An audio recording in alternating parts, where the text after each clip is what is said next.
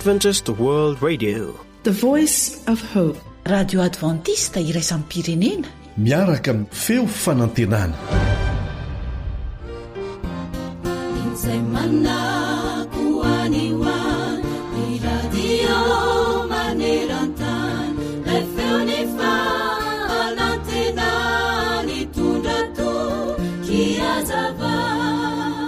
mba te hanontany ianao any hoe iza marina moa ary inona aminao tokoa Jesosy? raisinao toy inona aminao moa izy? moa namanao akaiky ve Jesosy sa namana fotsiny rehefa misy olana ihany? moa raisinao namana mahavonjy ve sa raisinao namana vonjy maika ihany izy? sa ve hoe anara-pivavahana fotsiny ihany no ilanao ilay hoe Jesosy? anjaranao no misaintsaina izany. Fa izao ny tsarovy, efa hatry ny elany Jesosy ny teo namana akaiky anao isan'andro izy dia maniry hamonjy ianao isaky ny tojo olana ny fiainanao, ary maniry mba hampandrosoanao ao am-ponao izy ka honinao mandrakizay. maniry ny hanampy ianao amin'ny fiainanao manontolo izy, ary maniry ny hanome vahaolana ao anao mandrakizay. Izao ny teny fikasana tsara indrindra, ary tiany averina aminao indray amin'ity anio ity manao hoe: fa izaho mahalala ny hevitra hiverako anareo o Jehova, dia hevitra hahatonga fiadanana fa tsy loza, mba hanome anareo fanantenana ny amin'ny farany, ary antsoahy ianareo ka handesy hivavaka amiko dia hiaino anareo aho, ary hitady ahy ianareo dia ho hitanareo aho raha katsahanareo amin'ny fonareo rehetra. Jeremia 9:20-1:10 ka hatramin'ny 13:10. Amen.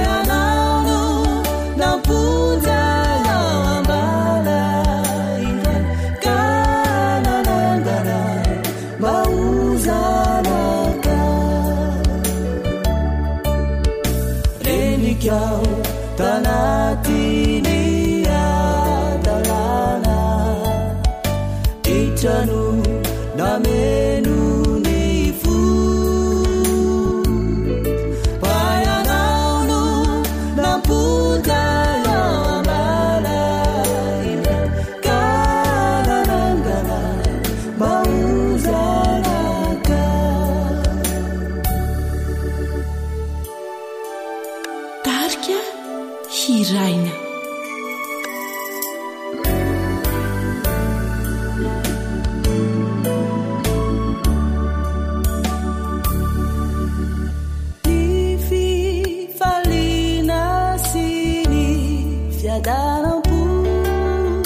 Luvana tulu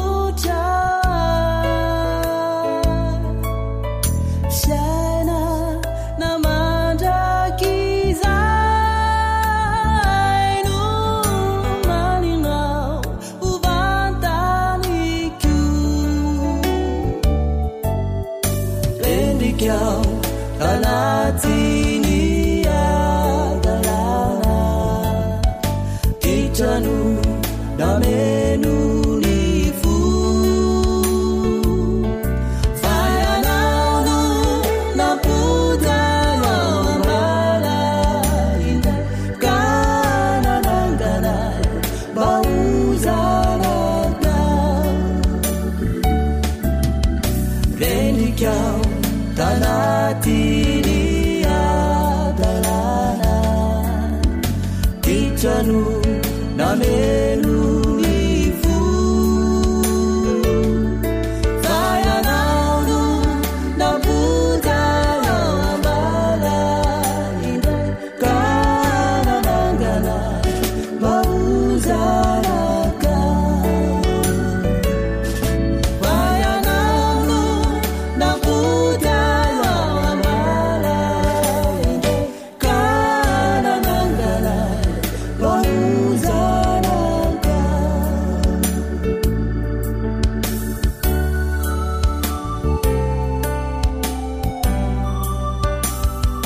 kanarangana mauzaraka.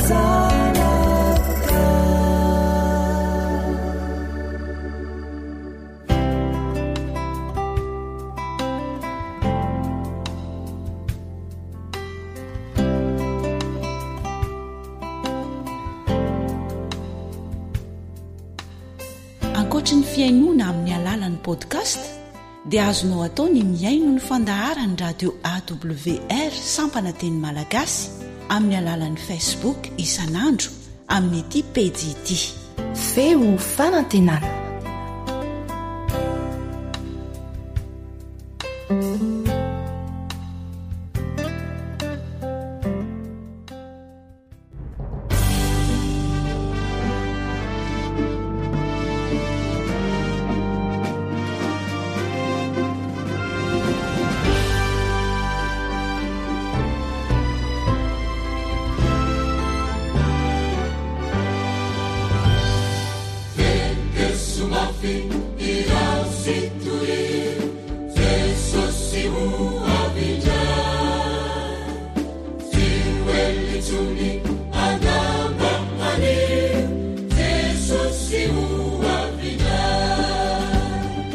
Alasaro ny faminanin'ny Baiboly.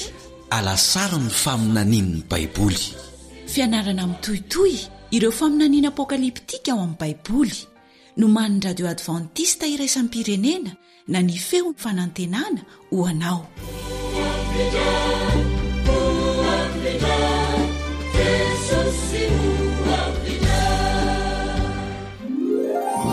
Fanontaniana miverimberina eo am-bavan'ny olona mariny hoe inona marina no andro ny tompo sy no amasinina isan-kerinandro e? Efa niova ve izany ary raha niova dia inona no antony? Zava-dehibe eo amin'ny fanarahana an'Andriamanitra ve ny fahalalana sy ny fanajana an'izany? Ary inona no mety ho fiantraikan'izany eo amin'ny fiainako ara-panahy?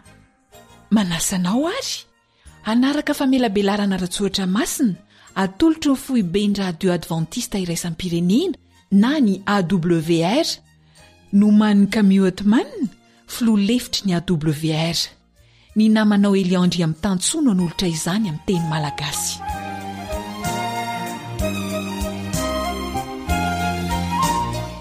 Dia tena fifaliana trano ny miaraka amintsika miara-mianatra ny tenin'Andriamanitra amin'ny feon'ny fanantenana na ny radio Adventista iraisam-pirenena. Miaraka aminao eto ny mpiara-mianatra aminao Elian Andriamitanso. Aty am-panomboana dia tsara trano ny mampatsiaro antsika mpiara-mianatra fa mifampitohy, izany hoe mifampiankina avokoa ny famelabelarana rehetra ataontsika eto. Ka raha sanatria tsy naharaka ny famelabelarana ifanandeha teo aloha rehetra ianao dia aza manahy, aza taolana fa azonao alaina izany amin'ireo roy sy adresy omena eto hatrany hatrany. Page Facebook Feo fanantenana. Azonao atao koa ny manoratra aminay miantso anay an-telefona raha misy manahirana anao. 034 06 797 62 032 75 379 74. Dia tsara trano koa moa ny manamafy fa tsy natao anenjehana na iza izao famelabelarana izao. Miara-mianatra isika miezaka mahafantatra ny marina. Ary tsarovy fa natao antsika rehetra tsy hankanavaka na finoana inona na ola tsy mivavaka aza ny antso fampitandremana voalazo ao amin'ny Apokalipsy 4:12. Ary nasain'Andriamanitra holazaina maika. afatra farany alefa n'Andriamanitra amin'ny olona rehetra eran-tany zany a milohany evindrainy amin'ny raolanitra. Tsy milaza koatr'izay hoe vo vita ty famelabelarany ity dia tonga Jesosy. Tsy nanendry fotoana izy, fa ny azo antoka ny fahamantarana rehetra dia efa miseho fa tena akaiky ny fiheviny. Hotoriana manerana an'izao tontolo izao ty filazantsara ny fanjakana ity ho vavolombelona ny firenena rehetra izay vao ho tonga ny farany. Rehefa mazava amin'ny rehetra ny marina dia anjarany no manao safidy. Fa lay tompony fahamarinana ny tompony teny farany. Zonao arak'izany ny alalany marina ary baiko avy amin'ny fahefan'i Jesosy ny tsy maintsy ilazana an'izany maika, averina sy anterina ihany izay. Amin'ny maha-kristianina dia tsarovy mandrakariva fa tsy misy olombelona azotsika atao fahavalo noho ny tsy fahalalany na noho ny hevitra izay tsy mitovy na finoana tsy mitovy, satria isika tsy mitolona amin'ny nofo aman-drà, izany hoe tsy miady amin'ny olombelona fa mifanahy ratsy eny amin'ny rivotra, dia Satana sy ny anjeliny izany. Ka ny fikaroana ataontsika eto dia natao halalantsika ny marina, satria mifamatotra be dehibe amin'ny fampitandremana rehefa n'Andriamanitra amintsika ao amin'ny Apokalipsy 4:12 zany. Raha fitinina vetivety ary ny lesona ny rahantsika farany dia izao. Niaraka nahita teto isika fa ny sabata no andro fivavahan'ny olon'Andriamanitra rehetra, na ao amin'ny testamenta taloha na ao amin'ny testamenta vaovao. Tompo-kasen'Andriamanitra ny sabata, izay nataony ampiavaka ny zanany, mitandrina ny didiny sy ny finoanan'i Jesosy, izay voasoratra mazava ao amin'ny Apokalipsy 4:12 ka ny 12. Ka raha lasa nivadika ho alahady io sabata io, dia tsara ho fantatra izany. Inona ny antony? Za kosa mbola nijanona ho sabotsy ny sabata.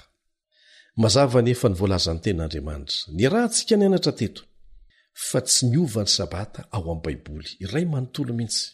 Ny fanontaniana mipetraka dia ny hoe inona ny zavatra nitranga ka nahatonga ny akamaroan'ny olona tsy mahalala an'izany na tsy manaja an'izany ho masina, fa lasa nanamasina indray aza andro hafa hivavahana, dia ny andro alahady izany.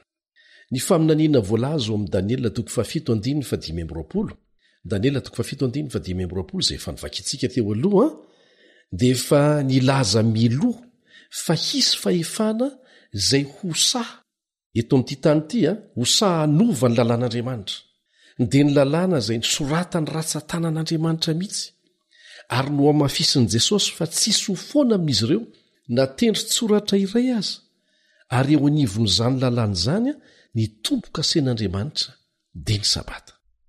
Tsisy anana tompontsoa hanovan'izany afa-tsy Satana sy izay olona manaiko ampiasainy. Fa be dehibe ny olona tsy manao fanahiniana fa izay ny fantany, ary tsy hanamelohana n'izaniza. Ny Apokalipsy 4:13 no milaza amintsika hoe iza ny nanova.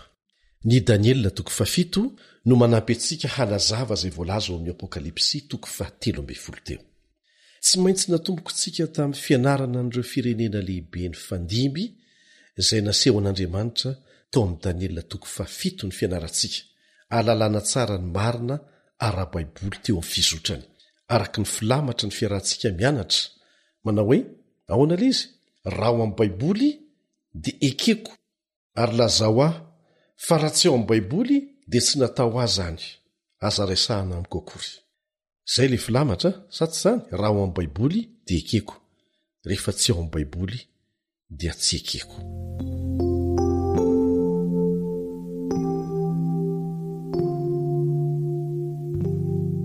Hotoizantsika ary ny fiarah-mianatra. Nandritra ny fotoana ny foko baribarianina izay ny fean'ny Eoropa, dia niditra tao amin'ny fiangonana ny fiamorana ra-pivavahana, ary nisy fifanoherana ny amin'ny andro fiankohofana, nahatonga ny fanovana ny sabata. Ho arahantsika ny zavaniseho hoe dia ovakitsika aloha ny Daniela 7:15. Daniela 7:15. Nodinihako ny tandroka, ka indro nisy tandroka iray kely nipoitra teo aminy, ary nivoaka teo anivon'ireo tandroka telo tamin'ireo taloha.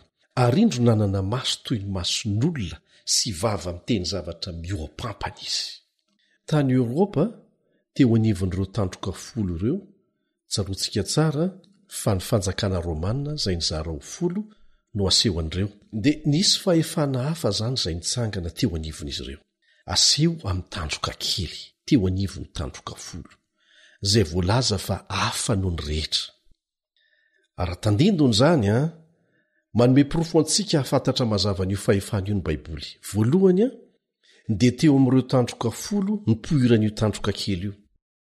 Ny fizarazarany Eoropa no maneho ny tandroka folo. Sa tsy zany?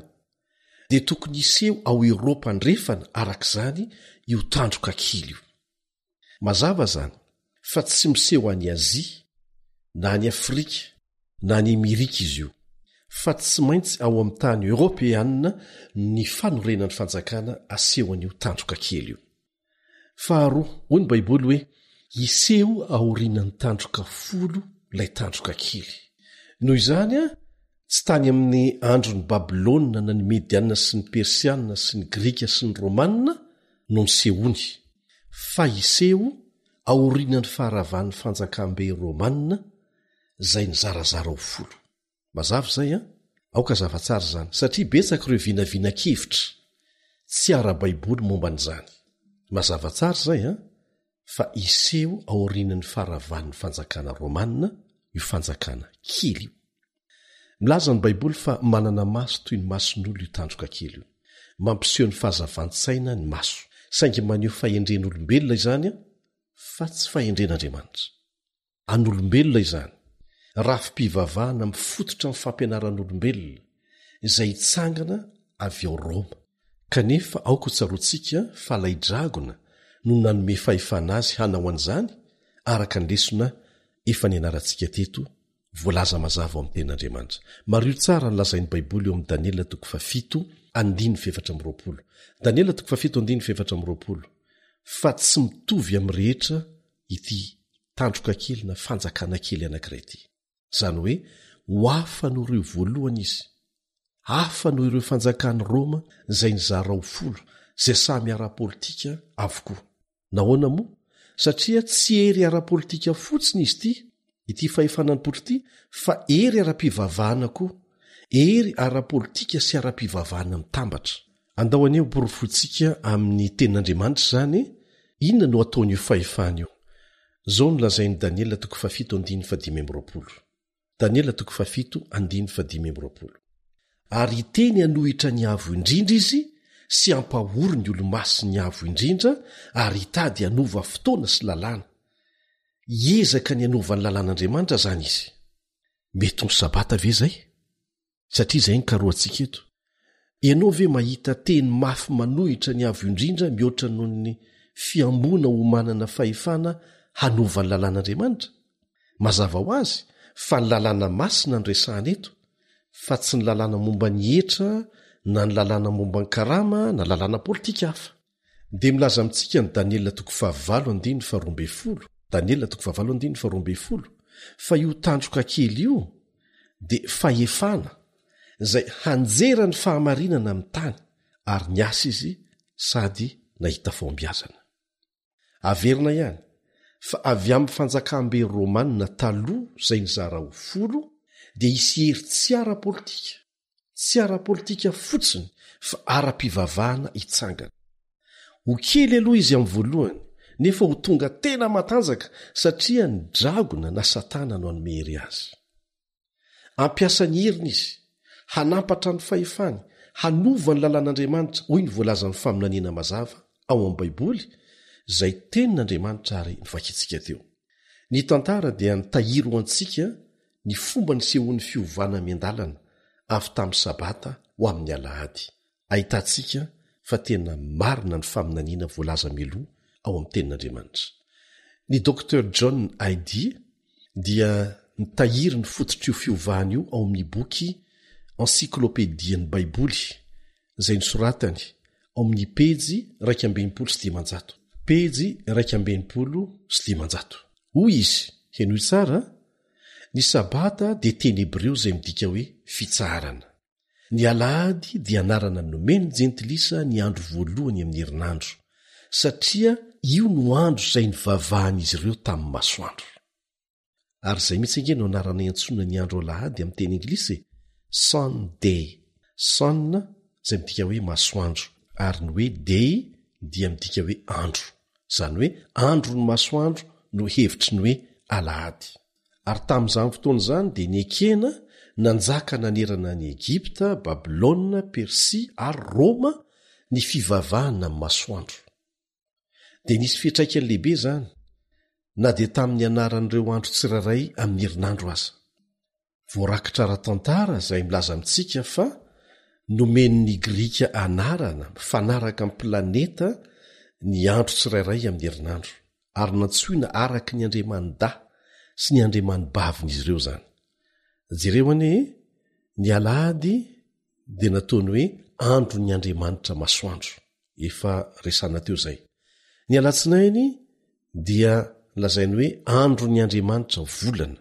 Ny talata indray dia nataony ho an'ny Toia andriamanitry ny ady, ary ny alarobia dia nataony hoe andro ny Odin mpitondra ny maty. Ny alakamisy indray dia nataony hoe andriamanitry ny kotroka na Thor. Ny zoma dia nantsoiny hoe andro ny Freya, andriamanibavy ny fitiavana, andriamanitry ny hatsarantare ary ny avokarana. Dia ny asabotsy nataony hoe andro ny Saturne, andriamanitry ny fijinjam-bokatra ho azy ireo zay. Eto dia hitantsika fa tafiditra ao amin'ny fomba fisainantsika sy ny amin'ny fiarahamonina moderna misy antsika hatramin'izao fotoana izao, zany angano no firon'izy ireo zany. Tadidio fa ao amin'ny Baiboly Andriamanitra dia nanome famantarana ny andro tsirairay tamin'ny alalan'ny isa, fa tsy ny anarana. Andro voalohany, andro faharoa, andro fahatelo, andro fahaefatra, hatrany amin'ny andro fahafito. Ary nanerana ny testamenta taloha sy ny testamenta vaovao zany, dia ny isa hatrany no fomba ilazan'Andriamanitra ny andro, fa tsy mitovy amin'ny anarana ampiasaintsika amin'izao fotoana izao, izay nilovana tamin'izany fomba taloha zany.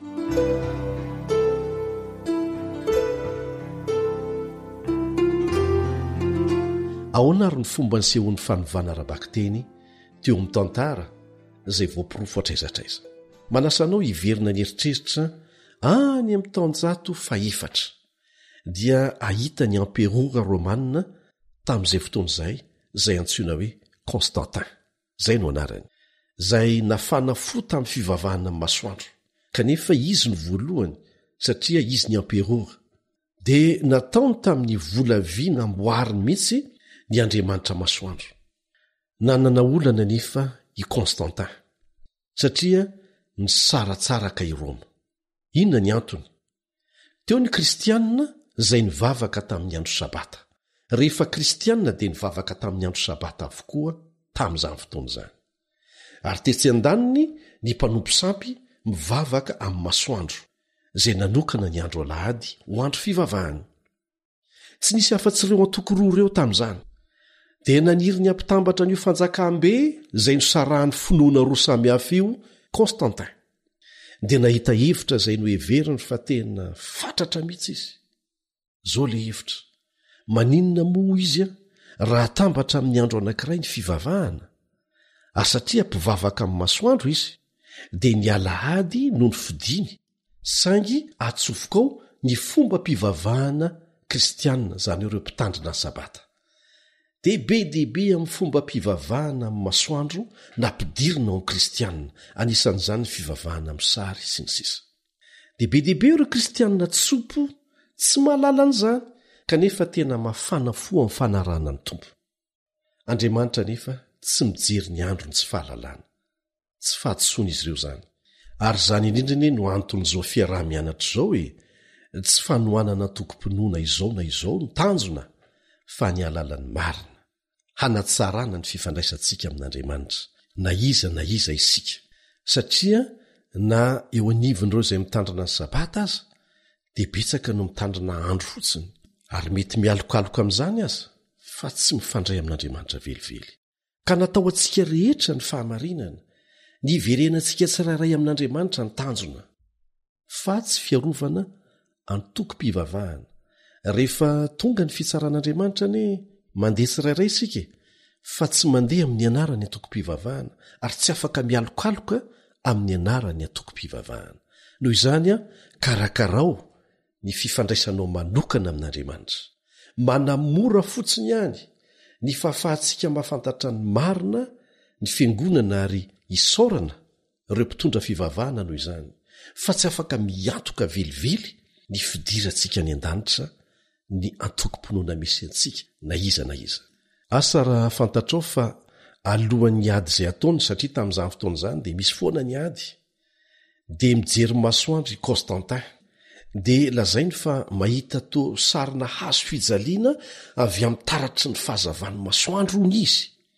Ny hevitra izany araka ny finoana Grika sy ny mpivavaka amin'ny masoandro dia hoe famantarana ny fandresena.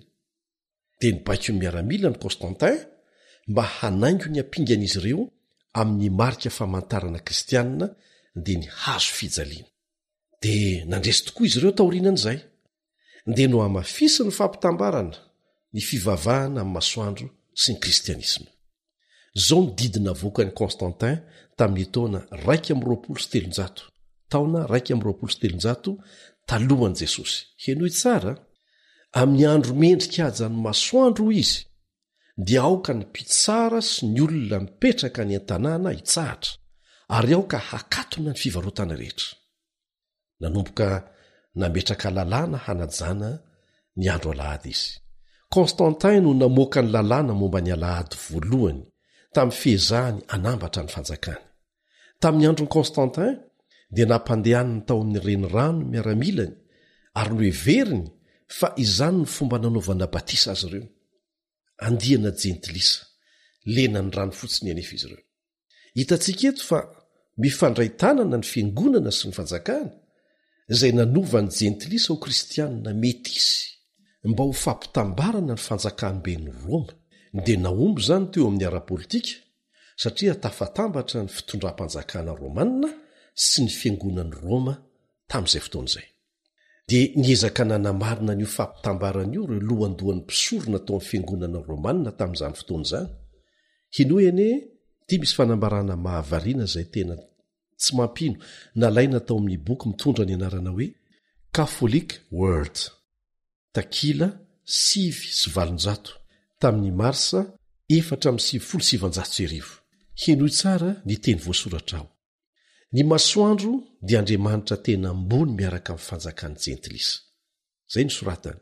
Raha ny marina ho ihany ny voasoratra, dia misy zavatra amin'ny mahafanjakana sy mpanjaka azy ao amin'ny masoandro, izay mahatonga azy ho famantarana mety ho an'i Jesosy, ilay masoandro ny fahamarinana. Jereo ane izany fiezahana namarina ny fanapa-kevitra ny raisiny, dia toy izantsika ihany le vaky-teny. Noho izany ho izy ny fiangonana ao amin'ireo firenen'ireo dia nilaza hoe tajony ilay anarana jentilisa taloha, hijanona ho voatokana izany ho aro masina. Zay le voasoratra. Tsy mampino kanefa tena nisy izany. Ary tamin'izany ny alahady jentilisa izay andro natokana ho an'ny Balder, ilay Andriamanitra anganony masoandro, dia nanjary alahadin'ny kristianina. Zay le tantara. Tsy misy tantara foroporonina fa azo amarinina tsara daholo ny zavatra resantsika eto. Nisy koa tamin'izany fotoana izany ny fanenjehanan'i Jiosy, ka mba hialan'ny kristianina ny fanenjehana dia nangataka izy ireo nandritry ny taona maro mba hitady fomba hiavahana izy ireo amin'ny Jiosy izay nitandrina ny sabata sabotsy. Dia nahita hevitra mory zareo hoe aleo ny fitsanganan'i Jesosy tamin'ny maty no hita ho fomba hanamarinana ny fivavahana miandro alahady. Dia ny hahazo vahana tsikelikely ary ny fivavahana miandro alahady, ary ireo mpitarika fiangonana dia nanomboka nitandrina ny alahady tsikelikely fa tsy ny sabata, ahatonga ny jentilisa mpivavaka amin'ny masoandro mba ahazo aina kokoa. Raha fitinina zany dia zao hoe naniry ny ampitambatra ny fanjakany Constantin, ary naniry hanova fony jentilisa ny mpitarika fiangonana kristianina romanina. Dia ny alahady no nanjary fitaovana nentina nanatanterahana an'izay. Mazava arak'izany fa ny fiangonana sy ny fanjakana romanina mitambatra nanova ny sabata ny Baiboly. Inoko fa mazava tsara amintsika izao fa tsy Andriamanitra velivelo no nanova an'izany. Tsy nanova an'izany koa Jesosy. Tsy ny mpianatra koa no nanova azy. Ny Jiosy moa amin'ny mahafirenena azy dia efa nitandrina ny sabata hatramin'izay. fa ny nampalahelo taty aoriana kely dia namoronana lalàna mihitsy ny fampanajana ny fivavahana amin'ny andro alahady. Ny konsilin'ny fiangonana katolika tany Laodise nondraketana an-tsoratra voalohany ny fandrarana ny fitandremana ny sabata ny Baiboly. Ny vorotany ny pretra katolika ary jereo ny zavatra nitranga tao amin'ny konsilin'ny Laodise tamin'ny taona 527 taorianan'i Jesosy. Zao ny fanambarana natao tao. Tsy ova ho jiosy ny kristianina zany hoe tsy hitandrina ny sabata izy ary tsy hanao ninonina amin'ny andro asabotsy saingy ho ajainy amin'ny fomba manokana kosa ny andro ny tompo, zany hoe ny alahady ny lazainy eto, ary amin'ny maha-kristianina azy dia tsy asa amin'izany andro zany izy. Ary raha tratra miova ho jiosy izy ireo, zany hoe hita fa mbola mitandrina ny sabata, dia ho esorina tsy ho an'i Kristy. Hitantsika amin'izany, natao lalàna ilay izy. Io zany ny konsilin'ny fiangonana tamin'ny andron'ny fanjakana Romanina, tamin'ny andron'ny Constantin, izay sany laza hoe afindranay ho amin'ny alahady ny fahefan'ny sabata. Zany hoy izy ireo no ampiray ny fanjakana ary ampanalavitra antsika amin'ny jiosy izay mbola tsy miova amin'ny fitandremana sabata. Io lalàna io koa no ahitantsika voalohany fa sahandry zareo mihitsy nanao lalàna hanala ny olona anankiray tsy ho kristianina raha tratra mbola mitandrina sabata. Dia tamin'ny nanaovan'izy ireo an'izany anefa dia tsy fantany fa nanatanteraka ny faminanian'i Daniela ao amin'ny Daniela 7:5 izy manao hoe: ary teny hanohitra ny avo indrindra izy, hampahory ny olo-masy ny avo indrindra, ary hitady hanova fotoana sy lalàna. Taorianan'izany no nitsangana ry Lotera, izay tsy nahazaka rehefa nahita ny marina tao anatin'ny Baiboly, dia nijoro ary teo ny poirany antsoina hoe protestant. Ny atao hoe protestant dia manohitra izay zavatra tsy mifanaraka amin'ny Baiboly. Ny azy dia hoe sola scriptura, ny Baiboly ihany. Dia nanomboka teo ny fanenjehana an'ireo izay nijoro tamin'ny fahamarinana raha Baiboly madiodio, hatramin'ny fandoroana velona ny olona tamin'izany fotoana izany dia nitranga. Milaza amintsika izany fa nisy tokoa fahefana eto an-tany, nitsangana, niezaka nanova ny lalàn'Andriamanitra. Dia hoy Andriamanitra amintsika hoe mitandrema.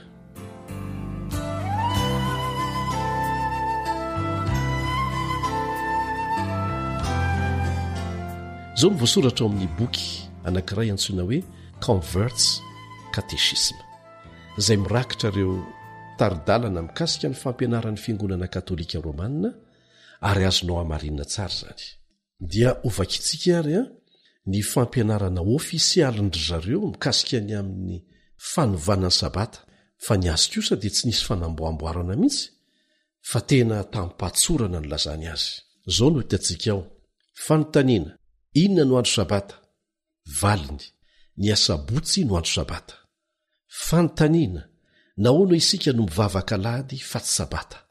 Valiny, satria nafindra ny fiangonana katolika ho amin'ny alahady ny famendrehany sabata. Hitantsika amin'izany fa manaiky ho tompona andraikitra mihitsy zareo, fa tsy manamary tena. Te hiatokely aho eto, tena zava-dehibe ho amanokana ny milaza aminao fa ny famakitsika tahirikevitra ara-tantara samihafa dia tsy atao hanameloana n'izaniza. Averina foana izay, fa anehoana ny fahatanterahany faminaniana. Mino aho fa misy piretra be dehibe ary mahafantatra mpino marobe tena tian'Andriamanitra ao amin'ny fiangonana rehetra. Anisan'izany ny ao amin'ny fiangonana katolika romanina izay manompo an'Andriamanitra arak'izay tratrany ary hitan'Andriamanitra mahazanany azy izy ireny. Kanefa izao ilain'izy ireny takantsika koa ny malala ny marina. Ny teny izay vakiana eto dia manondro ny rafitra fotsiny, ny rafitry ny fiangonana. Manana rafitra daholo mantsy ny fiangonana. Dia eto izao tsika hitantsika ny rafitry ny fiangonana katolika izay manana fotom-pinoana maro, ary izy ireo ihany no milaza fa mifanohitra mazava amin'izay voalaza amin'ny soratra masina ny sasany amin'izy ireny. Amin'ny mampikatsaka ny fahamarinana antsika dia tianay ny ametraka mazava izay lazainy ten'Andriamanitra eo anoloanao. Tsy misy analana mba azontsika misafidy ho an'ny tenantsika tsirairay hoe inona ny marina, inona ny diso, dia inona no arahako, inona ny tokony ataoko anitsiko sy anatsarako ny fifandraisako amin'Andriamanitra. Resaka safidy mazava izay. Eny ary, asa raha fantatrao fa novaindry zareo koa ny didy folon'Andriamanitra zay mbola vokatry ny fampitambarana ny fomba ny mpivavaka amin'ny masoandro amin'ny fivavahana kristianina ihany. Andeny ho jerentsika ny bokin'ny zareo manokana antsoina hoe encyclopédie katolika boky faefatra pejy 350 pejy 350 zao ny voalaza ao. Rehefa avy nanova ny andro fitsaharana avy amin'ny sabatany jiosy andro 7 amin'ny herinandro ho amin'ny andro voalohany amin'ny herinandro ny fiangonana dia nanao ny didy 7 hanondro ny alahady ho andro tandremana ho masina amin'ny mahandro ny tompo azy. Teboka. Dia izao koa nolazainy ao anatin'io encyclopédie katolika io ihany novain'ny fiangonana ny momba ny fotoana. Maro io fa io fanambarana io dia miresaka ny amin'ny didy 7. Nefa efa hitantsika tamin'ny masontsika tao amin'ny Baiboly fa ny sabata dia didy 4. Ny fahefana Romanina tamin'ny taonjato antenatenany dia nanova ny lalàn'Andriamanitra tamina ny esorany ny didy 2 dia ilay didy mandrara ny fivavahana amin'ny sary sy ny olo-masina satria tsy tia ny hotazonina intsony io fa nanjary manelingelina ny fomba mpivavaka amin'ny masoandro dia ny esorony. Ka satria nanjary 7 ny didy rehefa nanao an'izany izy ireo dia ny fenoana ho 10 zany dia nalainy ny didy 10 manao hoe aza mitsirritra dia nozarainy 2 dia voava ny olana hampijanona ny didy ho 10. No fafany zany ny didin'Andriamanitra izay mandrara ny fiankofana afa-tsy amin'ilay Andriamanitra namorona irery ihany. Azonao amarinina tsara zany.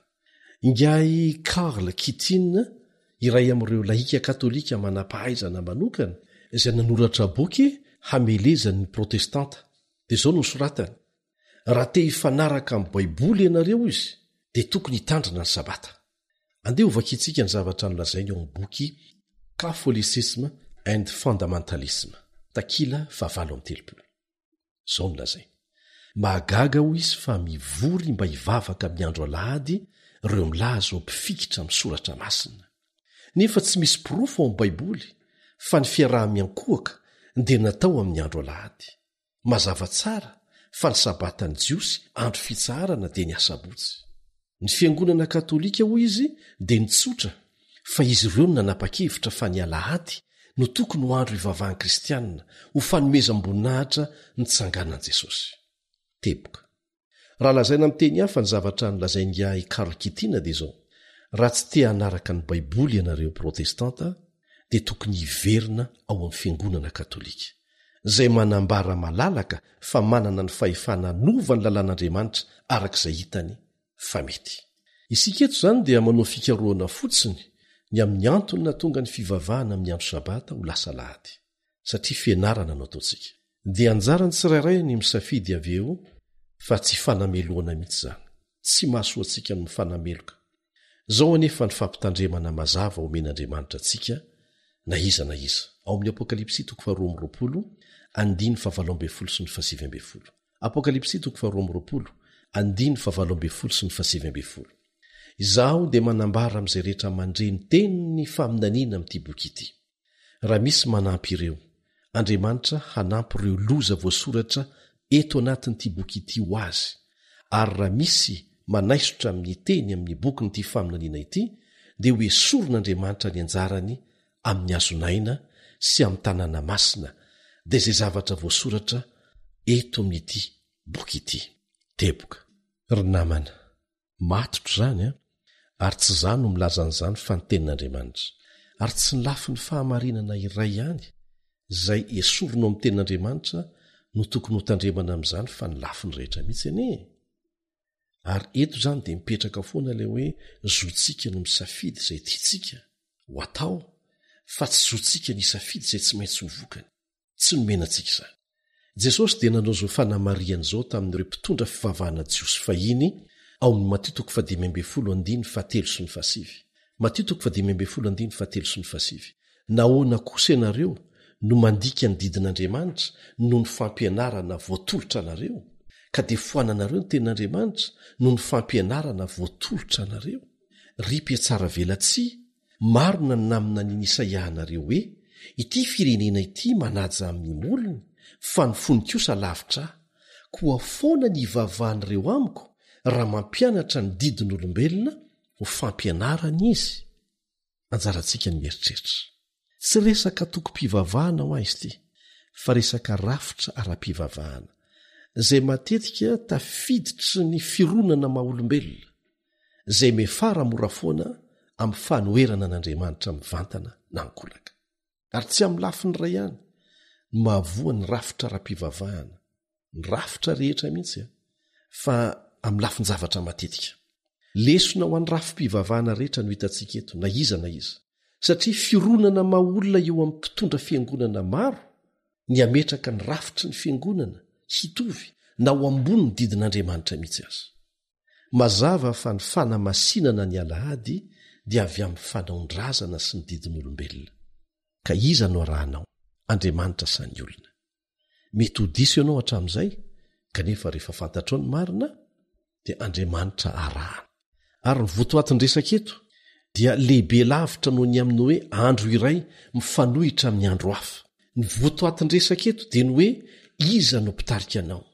Ny Baiboly ve sa ny fanao taloha izay efa mazava amintsika tsara zao ny antony? Movy ny fiangonana nareo mpitarika fivavahana no izay mety ho antony manosika azy ireo dia manana fahefana hanova ny lalàn'Andriamanitra izay nisoratany tamin'ny ratsan-tanany teo amin'ny vato fisaka ary no mamafisin'i Jesosy fa tsisy ho foana akory na hatramin'ny tendron-tsoratra iray aza. Ny zava-dehibe eto dia ny hoe iza no manana fahefana, iza no asehontsika dia tsika tsirairay mihitsy fa hivavahantsika sy ankofantsika. Tsarovy fa ny fikomian'ny Satana dia manodidina ny resaka fiankofana, satria halany ny ankofantsika amin'ilay Andriamanitra mpamorona sy namonjy antsika. Ny foto-kevitry ny marina sy ny diso dia mifototra tamin'ny fiankofana izay efa nanomboka tany amin'ny Genesisy. Mampisogadina karazan'olona roa ny tantaran'ny Kaina sy Abela ry havana, izay nandeha tamin'ny lalana roa samihafa teo amin'ny fiainana. Ny anankiray ny vava akarak'izay tari-dalan'Andriamanitra mihitsy, ary ny anankiray tena tsy nanao an'izany mihitsy. Iza amin'izy roa lahy ny eken'Andriamanitra sy nandray fitahiana avy aminy. Ny avonavoniza no nitarika ho amin'ny famonoana, ary natonga n'Andriamanitra nanozona azy, satria lasa namono ny Abela mihitsy ike Kaina. Na dia ny biazy ny ray aman-dreny mitovy aza Kaina sy Abela, dia samy nanana ny fiheverany an'Andriamanitra sy ny fahefana izy roa lahy. Zany no nampisaraka ny lalан'izy ireo. Ary zany koa no mitranga amin'izao fotoana izao, ary mario tsara fa tsy dia niariary ny fahasamihafana teo amin'izy roa lahy, ambara-pahatonga ny fotoana nanateran'izy ireo fanatitra teo anatrehan'Andriamanitra. Ny tantara teo amin'ny Kaina sy Abela dia tena manio ny ady teo amin'ny Kaina sy ny tenany manokana mihitsy, na dia nomena tombontsy hiverin-dalana aza mantsy izy. Dia voamaika izy ny fikitra tamin'ny avonavo ny adalany, dia tafitohina nanalavitra an'Andriamanitra. Aza mba tratra n'izany ry havana rehefa mahalala ny marina. Ry mpiara-mianatra amiko, ny drafim-pamonjen'Andriamanitra dia tsy adiana varotra fa fanomezana. Anjaranao ny andray an'izany na tsia. Ny fon'olombelona rehefa mifikitra ny firehariana amin'ny izaho sy ny fitiavam-boninahitra dia tafitohina amin'ny fidinana malama makany amin'ny faharavana. Andriamanitra dia manatratra mandrakariva izay rehetra diso lalana mba hanome azy tombotsoa hanao dia miverina hibebaka. Tsy teraka ho mpandresy ianao ary tsy teraka ho resy, fa teraka anao safidy ianao izay hatonga anao ho mpandresy na ho isan'izay ho resy. Ka dia fidio an'io izay ho topoinao e. Ny tetikadin'ny Satana dia tsarovy, fa ny fanaovana izay tsy alalako ny marina na handikako ny didin'Andriamanitra.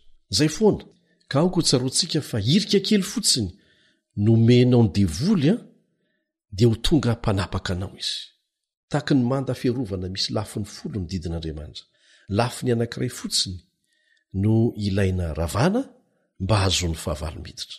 Ary samy hafa mihitsy ny mampidanadana varavarana sy ny hoe efa nanakatona n'izany tsara kanefa tafiditra ihany ny fahavalo.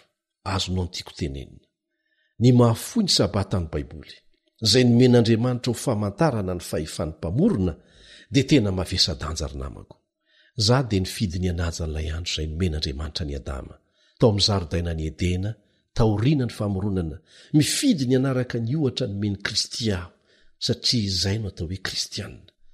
anjaranao no misafidy zay tiana ho atao.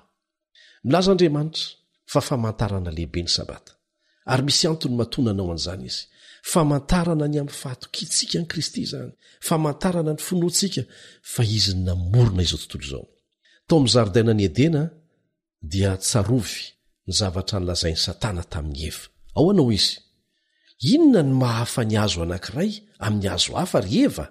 Mitovy avokoa ny hazo rehetra. Ka nahoana ianareo no niraran'Andriamanitra tsy hihinana amin'ity hazo ity? Tsy tokony hampieritreritra anareo ve izany? Fantatsika ny efa rano fa very ny Eva i Edena satria nividy izany lainga izany tamin'ny Satana izy. Kristianina maro amin'izao fotoana izao no mividy ny laingan'ny Satana, izay tsy hitondra afa-tsy ho any amin'ny fahadisom-panantenana. Ary tsy vitsy ny olona miteny tahaka an'izao hoe inona moa mahasamy hafa ny andro anankiray amin'ny andro hafa? Mitovy daholo ange ny andro rehetra. Amin'Andriamanitra dia tsy mitovy avokoa ny andro rehetra. Nitahian'Andriamanitra ny andro anankiray dia ny fahafito. No hamasin'Andriamanitra ny andro anankiray ary natokany. Andro ray ihany ny tsara an'Andriamanitra dia ny sabata. Ny votoato-kevitra resantsika ry havana dia ny amin'ny fahefana, dia loha-hevitra momba ny fankatoavana. Ny safiditsika dia tsotra, ny Baiboly sa ny didin'olombelona sy ny fanaondrazan'ny mpanompo sampy izay nampifangaroana ny fivavahana amin'Andriamanitra. Zany ene no atao hoe fijangajangana ara-panahy. Jesosy sa ny mpitarika fivavahana, lalàn'Andriamanitra sa ny fotom-ponon'olombelona, ny tari-dalan'Andriamanitra sa ny fampianaran'olombelona.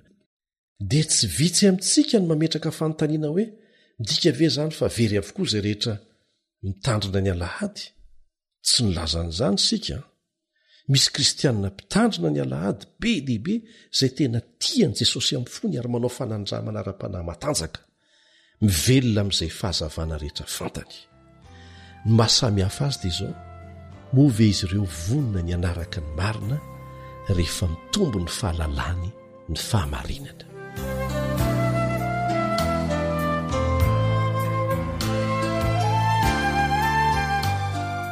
Mampatsiaro ahy ny perfecto zany tao amin'ny tanàna lavitra tany tendrombohitra avo tany Mindoro any Filipina, tany nononenany amin'ny mampitarika jentilisa manam-pahefana azy. Ny fiantsoana velo sy ny fanompo-tsampy teo toerana, zay zany nazatra azy. Matetika dia nisy olona nitsidika ny tanànany, niezaka nandresy lahatra azy ho tonga kristianina, saingy ny zavatra hitany perfecto tamin'ireny olona reny dia mifanipaka amin'ny zavatra lazainy, ny zavatra iainany. Dia nyroahany mihitsy hoe mandehana mandeha any. Dia nandeha reny olona reny fa nanome radio kely azy kosa. Onjam-peo ray ihany no noenony perfecto tao amin'io radio keliny io, satria nandefa mozika tia ny onjam-peo. Fa ndray andro anefa dia nanodikodina ny bokotry ny radiony izy, dia nisy fandarana vaovao nahaliana azy. Nresaka ny sabata amin'ny mahandro fitsarana marina azy ny mpanolotra ny fandarana tao. Vaovao tamin'izany, tena hafa no ninony kristianina hafa. Resy lahatra perfecto tamin'ny farany, dia nakany amin'ireo mpitandrina lahady teo an-tanànany, niteny tamin'izy ireo fa diso ny andro ny vavahan'izy ireo, satria reny tamin'ny radio mazava ny marina. Dia gaga perfecto satria tena liana tamin'ny zavatra nresahany reto olona reto. Taorian'izay moa dia natsony ireo mpiaramonina amin'ny rehetra hanaraka foana ny fampianarana tao amin'ilay radio. Tiany olona rehetra ny fandarana. Ny andro manaraka dia mbola nivorondray izy ireo na natena andre bebe kokoa hatrany, dia nandre fampianarana ara-baiboly be dehibe. Farany dia resy lahatra hanaraka ny marina izay reny na resy lahatra azy ireo olona ireo. Dia nanapa-kevitra perfecto hitady ilay mpamokatra fandarana ao amin'ilay radio, dia nilazainy azy fa maniry ny atao batisa ireo mpiray monina aminy izay misy hatrany amin'ny 70 mahery. Ary tsika tsaina ve zany? Tsy manome tsiny ny izaniza tamin'ny tsy fahalalana ny marina Andriamanitra. Fa rehefa fantatrao ny marina tahaka ny nataon'ny perfecto sy ny mpiray monina taminy, dia ekeo ampatsorana fotsiny. Zao no lazain'ny tenin'Andriamanitra ao amin'ny Apokalipsy 4:12. Averintsika foana io indro ny faretan'ny olona masina dia izay mitandrina ny didin'Andriamanitra sy ny finoanan'i Jesosy. Amin'ny andro farany, amin'ny tantarany tany, dia hanana tokon'olona izay tia azy sy fikitraminy hatramin'ny farany Andriamanitra. tena tian' Jesosy izy ireo miezaka ny mankatoa izay zavatra fantany tsy misy fepetra. Indray nandeha dia nisy vehivavy ray tapa-kevitra ny ho atao batisa. Rehefa avy nanaraka fampianarana ara-baiboly takizao arahantsika izao dia tsy nakasitrahany vadiny zany fa napakeviny zany kanefa tsy nahasakana an'ilay ramatoa zany. Tamin'ny andro anaovana batisa azy dia niala tao an-tranon'ilay ramatoa ho any amin'ny toerana anaovana batisa dia nanaraka azy mangingina rangahy fa miaraka amin'ny famaky nentiny tao an-damosiny. Ranobe moa no nanaovana batisa dia niantso ny olona tao batisa ny mpitandrina tamin'izay fotoana izay hiditra ao anaty rano ka dia nandroso ravehivavy.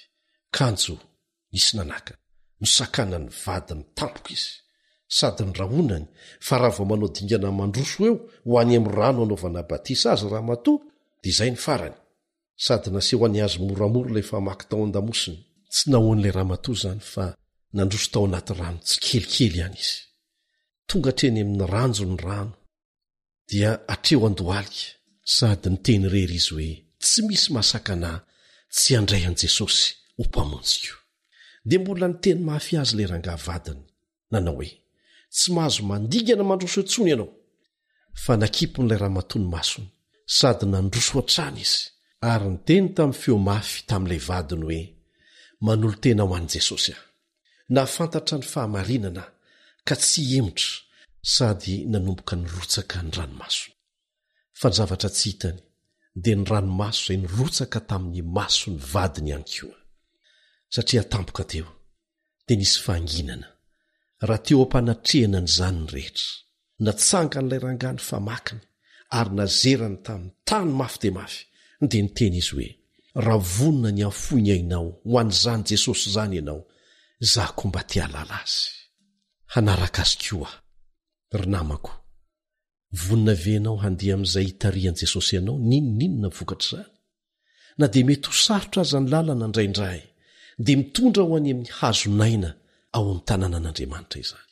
Hinoko fa mandray fanapa-kevitra koa ianao dia hoentsika mibavaka izany.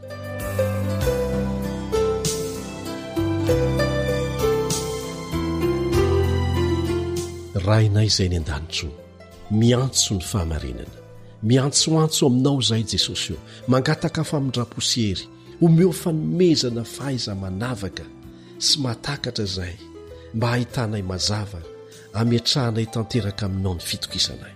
Tsy misy ninonina eto amin'ity tany ity mendrika ny amoizanay ny fanahinay. Arovo ny fanoloranay tena hanaraka ny fahamarinan'ny Baiboly izay nasehonao taminay tao amin'ny teninao mazava tsara. Taio ny fanapa-kevitry ny mpiaino tsirairay mba hifanaraka amin'ny sitraponao amin'ny anara-tsaro bidy maherin' Jesosy. Amen.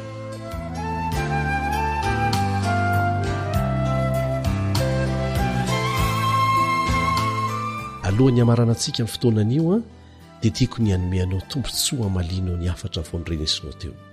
Raha tianao ny amaly ampitiavana ny iray na maro amin'ireto fanontaniana hisafidianana ireto dia mba ampafantaro anay amin'ny alalan'ireo roy na adresy na telefona izay nomena ianao. Ny safidy voalohany dia izao: mazava aminao ve loha hevitra momba ny sabata?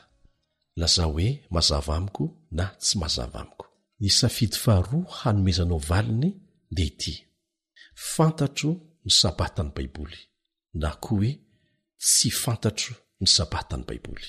Ary farany, tapa-kevitra aho ny hitandrina ny sabata ho andro masina na koa hoe tsy mbola resy lahatra.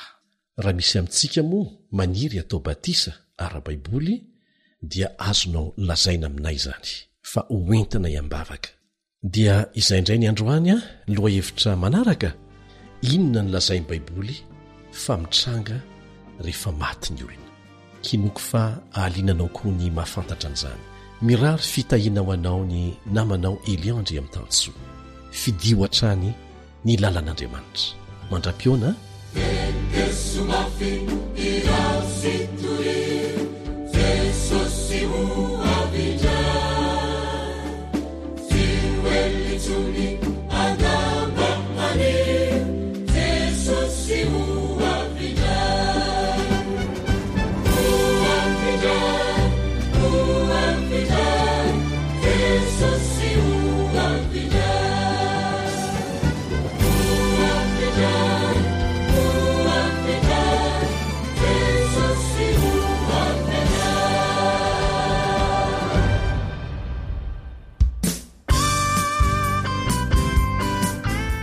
ny rindra imeritsy atosika. Ny ranomasina manakana na Jordana noe walo na ony mety anafotra tsy asakana. Ny ranomasina manakana na Jordana noe walo tsy asakana tsy anompo anao Jeso.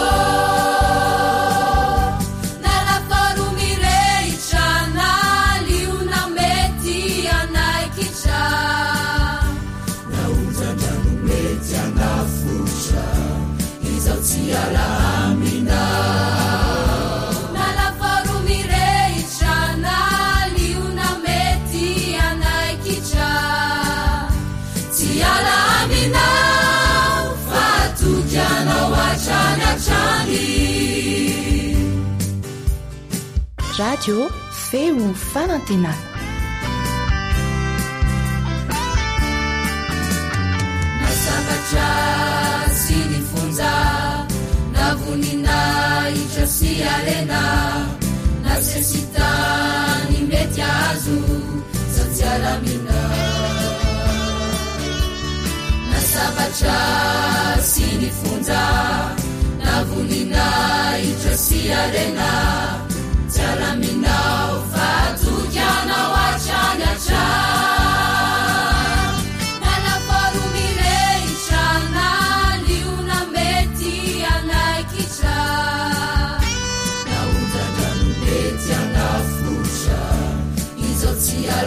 Amina nalafarumireitrana liuna meti anaikitra tiala amina fatujanao atranatrany.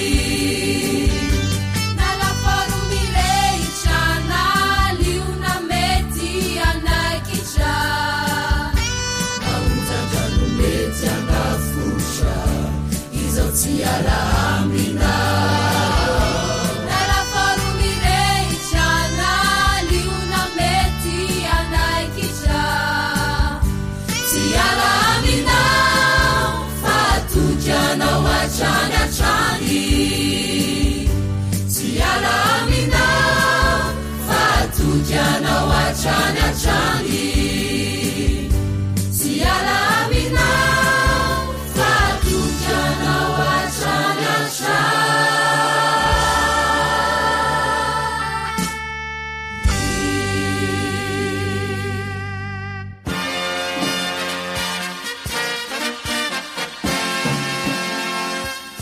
Adventist World Radio, The Voice of Hope. Radio feo fanantenana. Narahanao teo ny fandaharana no vokariny ny feo fanantenana amin'ny teny malagasy izay azonao averina sy alaina maimaim-poana amin'ny alalan'ny YouTube, Facebook, feo fanantenana. Mirary 420 ora finaritra ho anao ny AWR